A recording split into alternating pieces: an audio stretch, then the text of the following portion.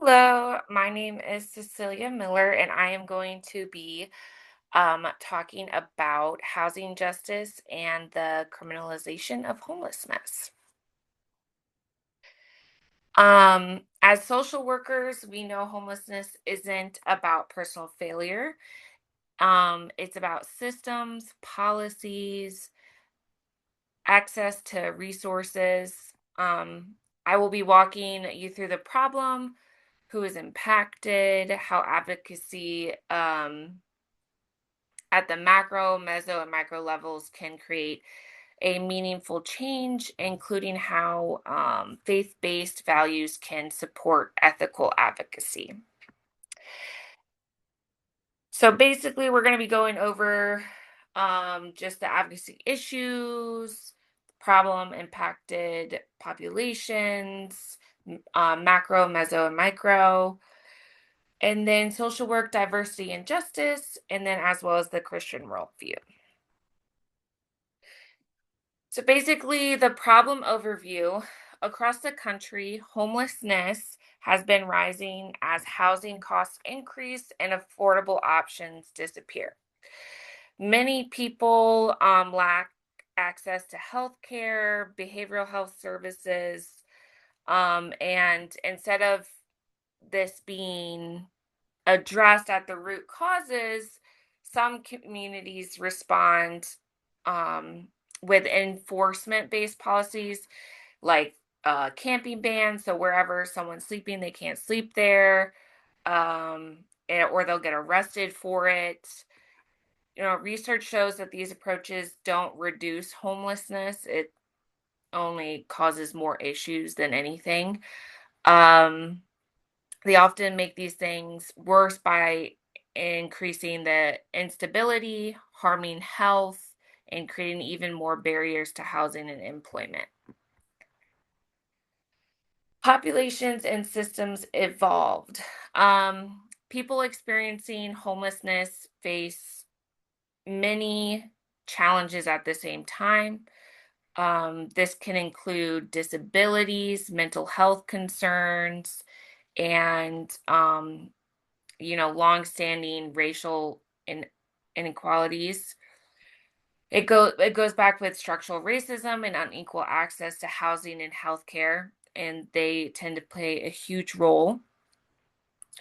When we look at this through a system lens, it becomes clear that homelessness isn't shaped by our housing market, healthcare system, and policies, or it is shaped by housing markets, healthcare systems, and policy decisions. It's not, someone's individual choice to do this all alone. So, advocacy as social change at the macro level.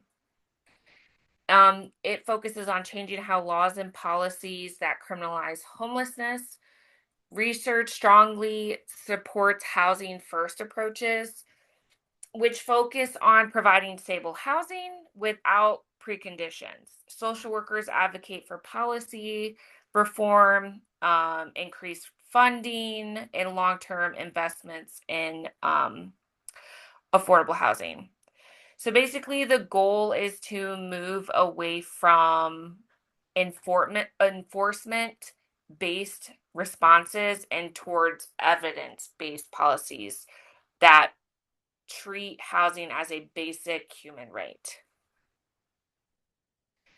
Advocacy as social change at the meso level. This happens in the community altogether. This will include partnerships between nonprofits, service providers, as well as faith based organizations. Having these collaborations help expand services, reduce the stigma, and challenge harmful local policies. When these communities work together and include people with lived experiences, responses to homelessness become more coordinated, compassionate, and effective. And then at the micro level, advocacy is very client centered. Social workers support individuals by helping them, navigate housing applications, going through benefits, healthcare, and helping them with the legal systems. Housing first research shows that when people have choice and stability, their outcomes tend to improve. And having this approach helps support autonomy, helps clients regain a sense of control over their lives, as well as building trust. Integrating diversity, advocacy, and social justice. Advocacy is closely tied to diversity and social justice.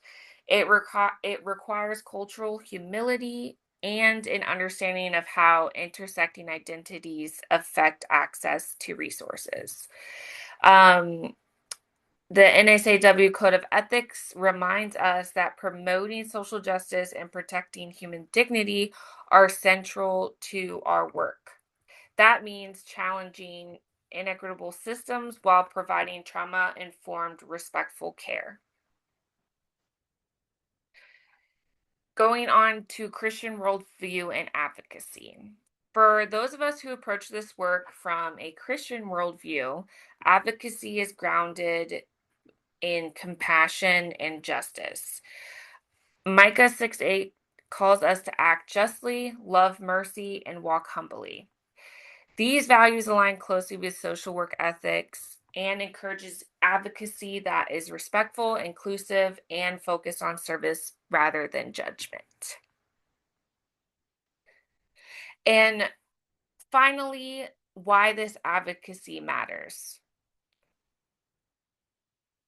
It ends up promoting long-term structural change. It helps improve supportive housing focused approaches, improve outcomes and reduce harm.